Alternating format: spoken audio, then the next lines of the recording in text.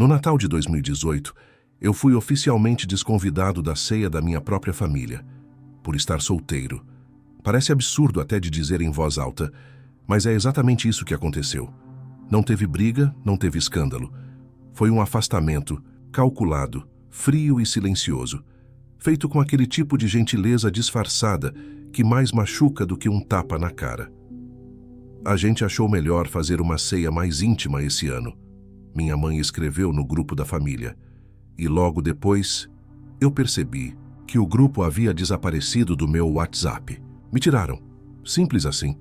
Fiquei olhando para o celular como se ele estivesse quebrado. Achei até que era bug.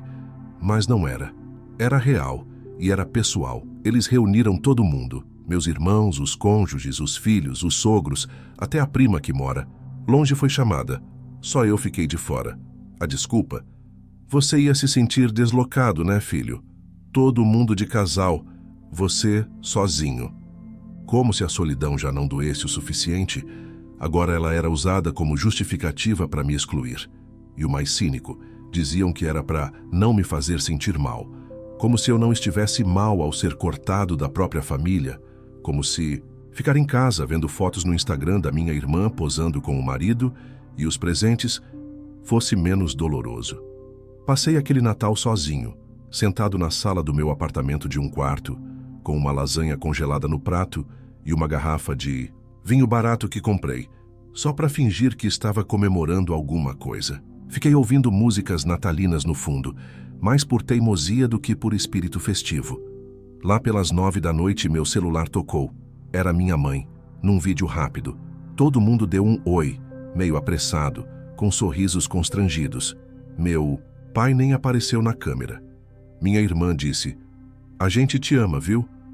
Ano que vem você vem, com uma namorada, né?" Eu só consegui rir. Um riso seco.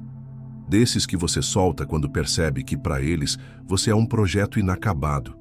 Uma peça, fora do quebra-cabeça. E sabe o que é pior? Não foi só naquele ano. Em 2019 a mesma coisa.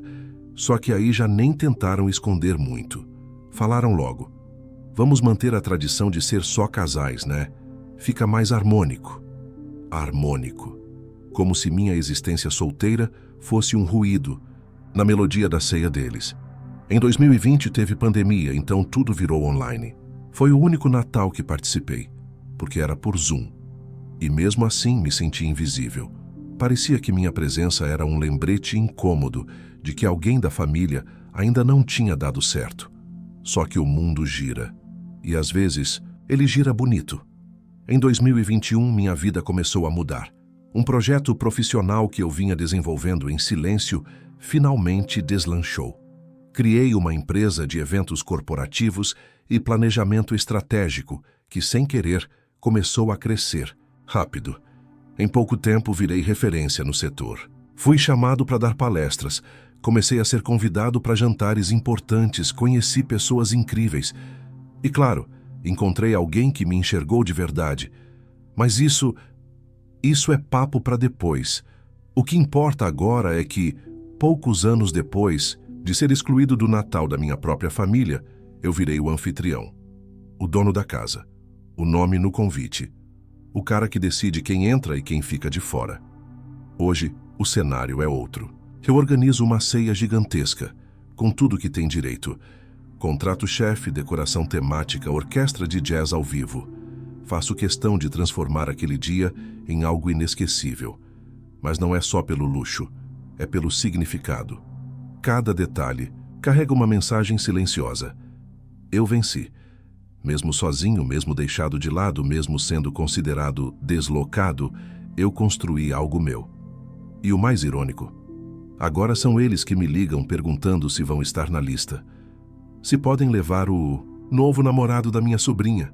Se tem espaço para mais um prato na mesa. E sabe o que eu faço? Sorrio. Respondo com calma. Às vezes sim, às vezes não. Depende de como agiram durante o ano. Porque agora quem decide sou eu. Para ser sincero, aquilo de me tirarem do Natal por ser solteiro não foi exatamente um choque. Foi mais como o último empurrão depois de anos sendo tratado como o filho descartável. O figurante da história da minha própria família. porque desde criança eu aprendi a não fazer muito barulho, a ficar no meu canto. Era como se eu tivesse nascido com um volume mais baixo que o dos meus irmãos. Enquanto eles ganhavam parabéns por qualquer coisa, eu precisava fazer o dobro para receber metade do reconhecimento. Meu irmão mais velho era o orgulho do meu pai. Jogava futebol, era popular, sempre tinha alguma namorada nova para apresentar. Minha irmã, a caçula, era a princesinha da casa, a queridinha da minha mãe. E eu era o menino quieto, o estudioso, o que dava menos trabalho. Só que dar menos trabalho virou motivo para ser ignorado.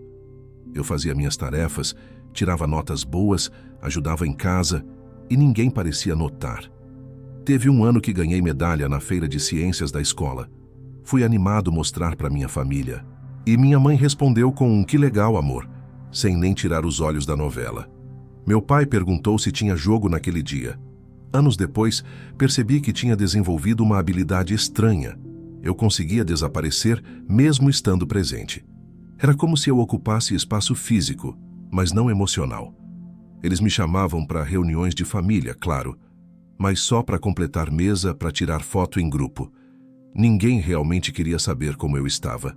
Perguntavam da faculdade como quem pergunta da previsão do tempo.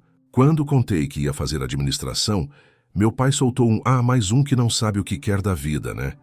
Isso ficou ecoando na minha cabeça por muito tempo. Com o tempo, comecei a fingir que não me importava. Mas eu me importava, muito. Só que você aprende a engolir seco quando sente que reclamar só vai piorar. Então eu fui crescendo com esse sentimento de ser uma espécie de convidado provisório na minha própria família. Quando meus irmãos começaram a namorar, era festa, churrasco, todo mundo conhecendo os novos membros. Quando eu apareci com uma namorada ainda na faculdade, minha mãe disse na cara dela: "Ai, espero que você não esteja com ele só por causa das notas boas, viu?" Ela riu. A menina ficou sem graça e eu fingi que era brincadeira. Não, era aí. E quando terminamos depois de 2 anos juntos, ninguém perguntou como eu estava. Ninguém quis saber o porquê. Eu apareci sozinho no aniversário da minha irmã e ouvi dela mesma: achei que você vinha com alguém. Você sempre vem sozinho, né?" Sorriso forçado, risada desconfortável, o peso de não ser o suficiente estampado em piadinhas.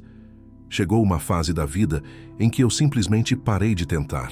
Cansei de buscar validação, me fechei. Me dediquei ao trabalho, aos estudos, a mim mesmo. Eu sabia que não ia ganhar palmas, mas pelo menos ia ter algo meu, algum tipo de conquista que ninguém poderia diminuir. Só que o Natal sempre, teve um valor simbólico para mim. Porque mesmo com todas as injustiças, era uma das poucas datas em que a gente fingia que era uma família funcional. Eu gostava do cheiro da comida, das luzes piscando, dos jogos de tabuleiro depois da ceia.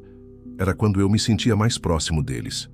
Então, ser excluído justo nessa data foi como se tivessem assinado um documento oficial dizendo: "Você não pertence mais."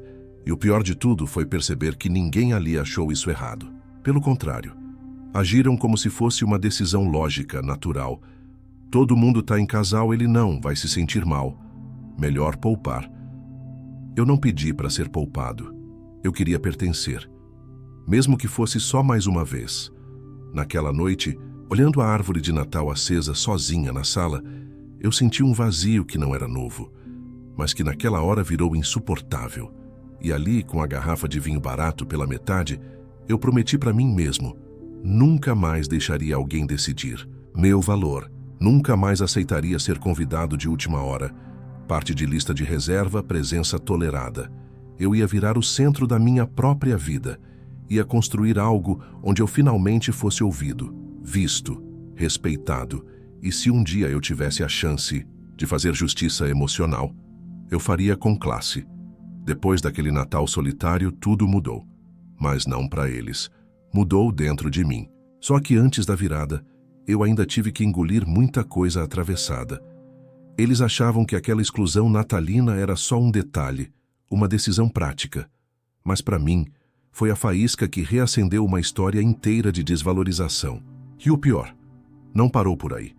Em vez de entenderem o recado do silêncio que veio depois, começaram a agir como se nada tivesse acontecido. No primeiro domingo do ano seguinte, minha mãe me ligou como se tivesse me visto na noite anterior, como se eu não tivesse passado o Natal sozinho. Vai almoçar aqui hoje? Tô fazendo aquele frango com farofa que você gosta.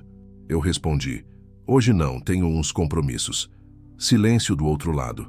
Ela soltou um tá bom então, meio seco, e desligou. Nos meses seguintes, as mensagens foram ficando mais espaçadas. A cada recusa minha, eu era tratado como ingrato. Como se eu estivesse fazendo doce. Mas a verdade é que eu só estava cansado de fingir que tudo bem. Cansado de aparecer só para manter aparências. Comecei a notar pequenos comentários que antes eu ignorava. Fulano conseguiu um aumento e comprou carro novo. E você, já trocou de celular? Você vai sozinho no casamento da prima? Já passou dos 30, né? Tá esperando o quê para formar uma família? Numa dessas, minha irmã me mandou uma mensagem convidando para o aniversário do filho dela, com um PS no final. Leva alguém, viu? Nada de aparecer sozinho de novo. Li aquilo 3 vezes. Fiquei encarando a tela como se aquilo fosse uma pegadinha. Não era. Respondi com um simples, infelizmente não vou poder ir. Ela visualizou.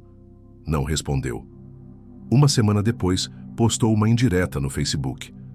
Tem gente que prefere se afastar da família e depois quer ser lembrado. A porta gira para os dois lados. Era assim. Eles erravam, me feriam, me excluíam, mas na narrativa deles eu era o frio, o ingrato, o que se afastou sem motivo. Eu era o problema. E quanto mais eu me distanciava, mais tentavam manipular a culpa. Até que um dia minha mãe me chamou para conversar. Disse que estava preocupada, que a família sentia minha falta, que eu não podia me isolar assim. Eu respirei fundo e perguntei, você lembra por que eu passei o último Natal sozinho? Ela arregalou os olhos fingindo surpresa. Filho, você que não quis vir, né? Eu soltei uma risada. Sabe aquela risada de quem entendeu tudo? Pois é, aquele foi o momento em que eu tive certeza. Eles não achavam que fizeram nada de errado. E mais do que isso, nunca acharam. Na cabeça deles eu era o solteiro ressentido, o que nunca estava satisfeito, o que precisava relaxar e aproveitar a vida. Não sabiam nada da minha vida. Não sabiam que eu estava montando um negócio do zero, que eu dormia 4 horas por noite para dar conta dos clientes, que eu estava construindo um império no silêncio, sem apoio, sem ajuda, sem aplauso. Foi nesse período que conheci o Maurício, um mentor de negócios que virou quase um irmão mais velho. Um dia, no almoço de trabalho, ele disse uma frase que nunca esqueci. Quem te trata como opcional não pode ser prioridade. Aquilo me acertou como um soco no estômago. Era isso. Eu estava tentando há anos ser importante para quem só me via como preenchimento de espaço. E aí tomei a decisão. Eu ia mudar o jogo. Ia crescer, não por raiva, mas por justiça. Aos poucos, fui virando referência na minha área. Passei a ser convidado para eventos grandes, a dar consultoria para empresas que antes eu só via em outdoor. Comecei a aparecer em matérias, ser citado em artigos, receber elogios públicos. E aí veio o mais interessante. Minha família começou a me notar, a me redescobrir. Minha irmã me mandou vi uma matéria sua, parabéns, hein? Meu pai me ligou, algo raríssimo, só para dizer que o vizinho comentou, que tinha me visto na TV. Minha mãe me chamou para um almoço só nós dois e disse, a gente nunca te valorizou direito, né? Eu não respondi, só sorri, porque eu sabia que ainda não era hora de dizer tudo que estava entalado. Ainda não era a virada, mas ela viria. E seria no Natal. A ficha caiu de verdade no final de 2022. Foi quando eu entendi que não adiantava me reinventar, prosperar, fazer tudo certo. Porque, para eles, eu sempre seria o mesmo garoto invisível que cresceu no canto da sala. Eu já estava em outro patamar de vida, tanto pessoal quanto profissional. Já tinha clientes grandes, nome forte, no mercado estabilidade e reconhecimento. E sim, já estava num relacionamento sério com uma mulher incrível que me ajudava a ver beleza até nas rachaduras do passado. Mas ali, no fim de 2022, veio a rasteira final. Faltando 2 semanas para o Natal, recebi uma mensagem no grupo da família, aquele mesmo grupo do qual eu fui excluído anos antes. Eu tinha sido readicionado meses antes, numa tentativa forçada da minha irmã de unir todo mundo de novo. A mensagem dizia: esse ano vamos fazer a ceia na casa da vovó, estilo tradicional, só para casais como sempre. Como sempre, aquilo foi como levar um tapa de novo. Mesmo agora, com tudo que eu havia conquistado, mesmo com minha namorada ao meu lado, mesmo com minha vida estruturada, eles ainda me enxergavam pelo retrovisor, ainda me colocavam no molde antigo, na gaveta do deslocado. Eu mostrei a mensagem para minha namorada. Ela só levantou as sobrancelhas e disse: "Você ainda quer ir nisso?" Era essa a pergunta. Eu queria, claro que não. Mas sabe o que doeu? Foi ver que eles não haviam mudado 1 milímetro. Nem fingiram. E o pior veio depois, quando minha mãe me ligou e soltou: "Olha, a ceia vai ser mais restrita, viu? Só para quem está mais presente durante o ano." Mais presente. Eu, o cara que eles ignoraram por décadas, agora era o ausente, o ingrato, o indiferente. Desliguei sem dizer nada. Eu sabia que era o fim de uma ilusão que eu ainda carregava sem perceber. Aquela esperança secreta de que um dia, só um dia, eu seria tratado com o mesmo carinho que eles sempre ofereceram para os outros. Aquela expectativa infantil de que um Natal seria diferente. Não seria. E não seria porque para eles a minha ausência era mais confortável do que a minha presença. Minha ausência não os obrigava a olhar para a própria culpa. Na noite do dia 24, fiz algo que nunca tinha feito. Eu bloqueei todo mundo. Tirei o som do grupo, apaguei fotos antigas e fui para um chalé com minha namorada, no meio do mato, com lareira, vinho bom e comida feita por nós dois. E pela primeira vez na vida, o Natal foi silencioso. Mas não doeu, porque ali, olhando para o fogo, com ela rindo do meu jeito atrapalhado de cortar queijo, eu entendi. Eu já tinha encontrado a minha paz. Só precisava aceitar que ela não incluía minha família, mas a gota d'água ainda estava por vir. No dia 26 de dezembro, enquanto rolava o feed do Instagram, vi uma foto postada pela minha irmã, uma selfie com legenda: "Ceia em família. Só os verdadeiros." Aquilo me desmontou. Só os verdadeiros, como se eu fosse impostor, um estranho, um infiltrado. Mostrei a foto para minha namorada e falei: "Acabou." E acabou mesmo. Acabou a tentativa. Acabou o esforço. Acabou o desejo de pertencer a um lugar onde eu era apenas tolerado quando conveniente. A diferença é que dessa vez não foi com dor. Foi com clareza, porque o alívio que eu senti depois foi maior do que qualquer mágoa. Era como se, finalmente, eu tivesse deixado de correr atrás de um trem que nunca ia parar para mim. E foi ali, naquele ponto de quebra, que a virada começou a se formar. Foi depois daquele Natal que eu tomei a decisão. Mas não foi daquelas decisões de rompante, de gritar, bater porta, mandar mensagem atravessada no grupo da família. Não, foi uma escolha silenciosa, estratégica. A melhor que eu já fiz. Eu ia construir um novo ritual, um novo Natal, um novo núcleo. Mas principalmente, eu ia me tornar a pessoa que decide. A mesa ia ser minha. A lista ia ser minha. O clima, o tom, tudo. E se um dia eles quisessem sentar de novo à minha mesa, teriam que saber que o mundo agora girava diferente. Comecei pequeno. Organizei um jantar de fim de ano com amigos próximos, colegas de trabalho que viraram família por escolha. Aquelas pessoas que me estenderam a mão quando minha própria família virou as costas. Fiz tudo com carinho. Comida boa, música leve, mesa posta com capricho. No final da noite, olhando ao redor, senti uma paz estranha.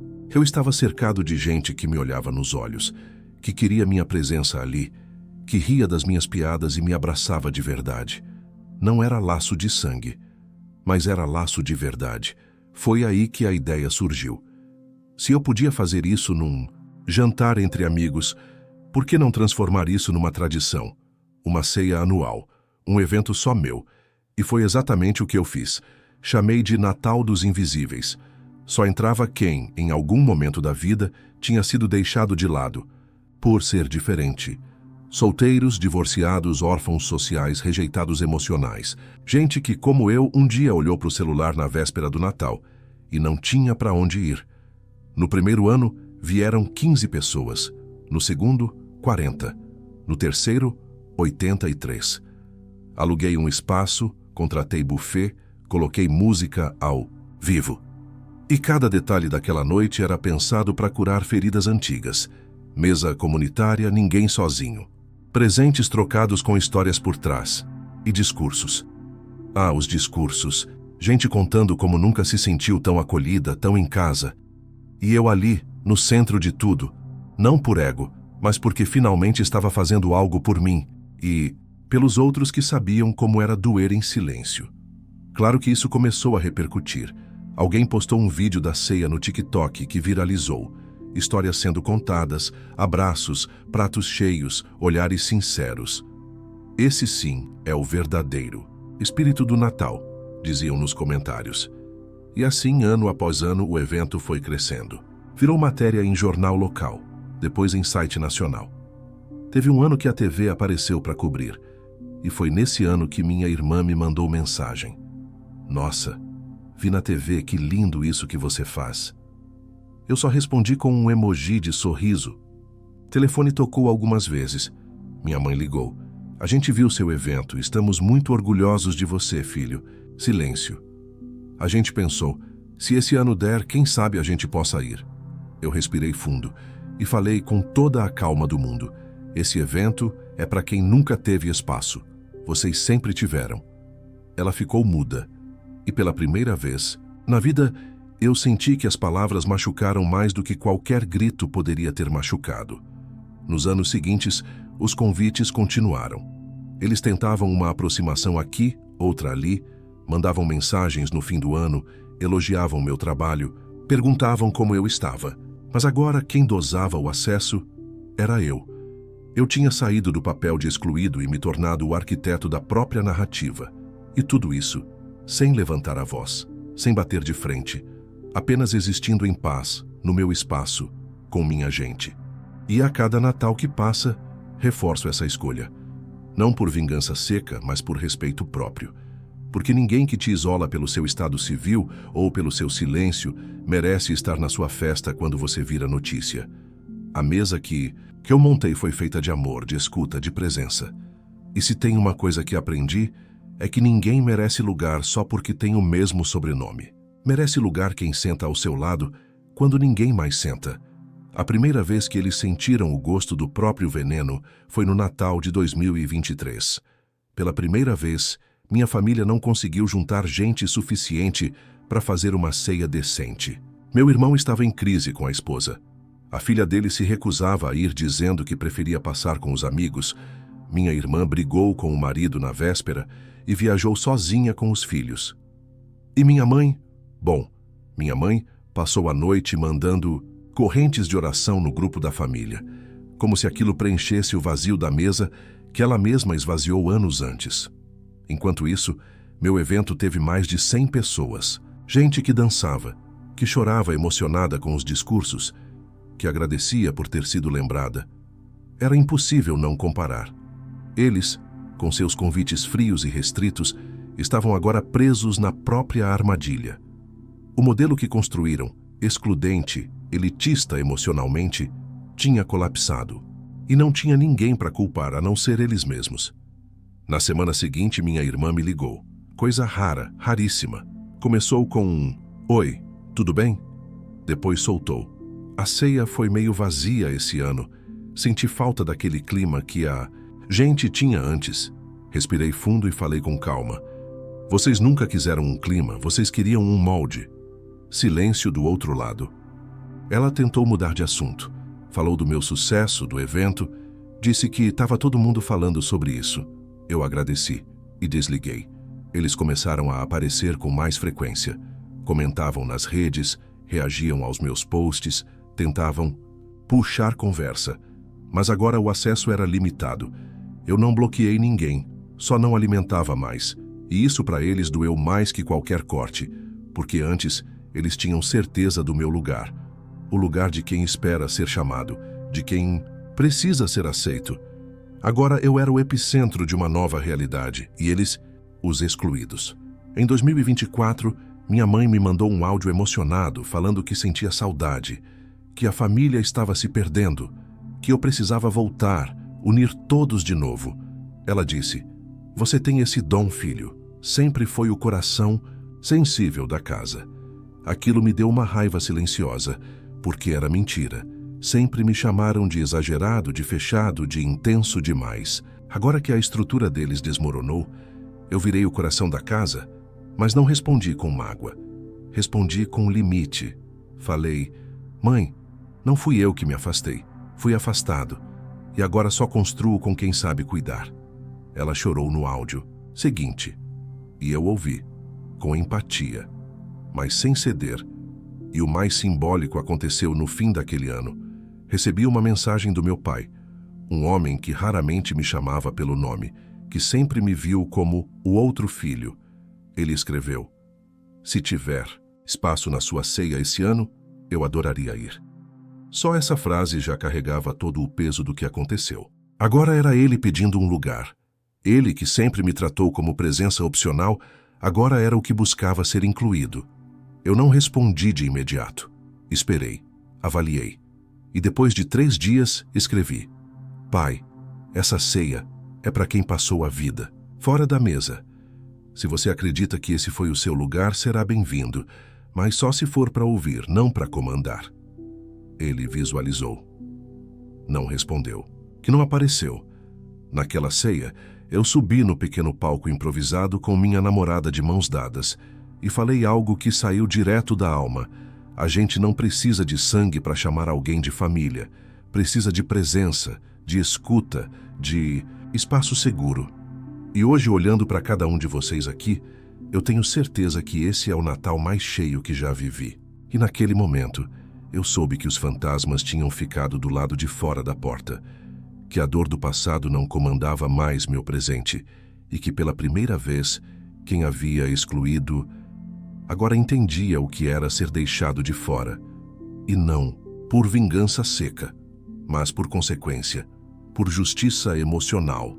A coisa mais libertadora da vida é entender que você não precisa de plateia para ser feliz. Eu demorei anos para sentir isso de verdade. Sempre achei que precisava provar algo, que em algum momento minha família ia me ver de verdade, me validar, me incluir. Mas o que aconteceu foi melhor. Eu me vi, eu me validei e me incluí num espaço onde eu não precisava pedir permissão para existir. Hoje meus natais são cercados de gente que me escolhe, gente que não mede valor por status civil, por aparência de perfeição ou por seguir roteiro familiar. São pessoas que choram comigo sem vergonha, que brindam com sinceridade, que me abraçam de olhos fechados. Eu olho ao redor e vejo uma mesa que nunca me foi oferecida, mas que eu mesmo construí. E isso não tem preço. Minha família, aquela de sangue, continua existindo. Continuam com os jantares frios, os encontros forçados, as trocas de presentes sem afeto. Volta e meia tentam se reaproximar. Soltam frases como saudade da gente unido, lembra da nossa infância? Então por que você não aparece mais? E eu, com a paz de quem aprendeu a não se culpar, respondo com gentileza e distância. Porque agora eu entendo. Amor não é obrigação. Amor é escolha. Eles me ensinaram a ser sozinho. Me ensinaram a não esperar aplausos. E eu usei isso como base. Hoje eu sou a prova de que dá para transformar rejeição em raiz, em tronco forte, em copa que abriga outros. Hoje eu acolho, e mais do que isso, eu ensino outros a fazerem o mesmo. A cada Natal, recebo mensagens de gente que diz: esse foi meu primeiro Natal feliz em anos. Me senti parte de algo de novo. Você salvou minha noite. E sabe o mais bonito?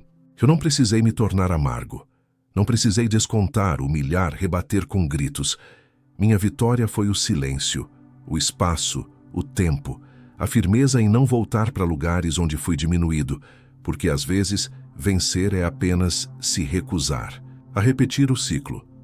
Minha namorada, hoje minha esposa, diz que o que mais admira em mim é a minha serenidade. Ela diz que minha força está na calma com que eu olho para trás e sigo em frente. E talvez ela tenha razão, porque eu ainda lembro das noites em que chorei sozinho, dos natais ignorados, das frases que cortaram fundo. Mas agora, tudo isso é paisagem distante. Eu olho, reconheço e sigo. Não há um eu te avisei. Não há revanche. Há presença. Há plenitude. Há um homem que se reconstruiu longe dos aplausos familiares e descobriu que o palco era dele desde o começo. Só precisava abrir as cortinas sozinho. E mesmo que um dia eles entendam, mesmo que caiam em si, mesmo que peçam desculpas, eu não volto. Não por mágoa, mas porque a estrada que eu construí já me levou longe demais para dar marcha a ré. Eu não caberia mais naquela sala, naquele molde, naquele papel. Hoje, eu sou o dono da ceia, o nome no convite, a referência, o ponto de encontro. E tudo isso por ter aprendido a não implorar amor. Então, se você já foi deixado de lado, ignorado por ser quem é, se já sentiu aquele silêncio pesado de uma ceia em que seu nome não foi lembrado, saiba de uma coisa, você não está sozinho. E mais do que isso, não precisa aceitar esse lugar, porque às vezes a maior vitória não é ser aceito por quem sempre te excluiu. É criar um espaço onde ninguém mais precise sentir a dor que você sentiu. Hoje, eu olho para trás e agradeço. Agradeço cada cadeira que me foi negada, porque foi assim que eu aprendi a construir minha própria mesa. E nela, só senta quem sabe o valor da presença. Quem entende que amor de verdade não precisa de rótulo, só de verdade. Se essa história mexeu com você, deixa seu comentário aqui. Me conta, qual foi o momento em que você percebeu que não precisava mais implorar por espaço? Curte esse vídeo se você também acredita que família se constrói, não se impõe. Compartilha com alguém que precisa ouvir isso hoje. E se inscreve no canal Reddit Entre Linhas, porque aqui, todo dia, a gente dá voz para quem ficou tempo demais em silêncio. Porque no fim das contas, talvez o Natal mais feliz seja aquele que a gente monta com quem nos escolheu de verdade.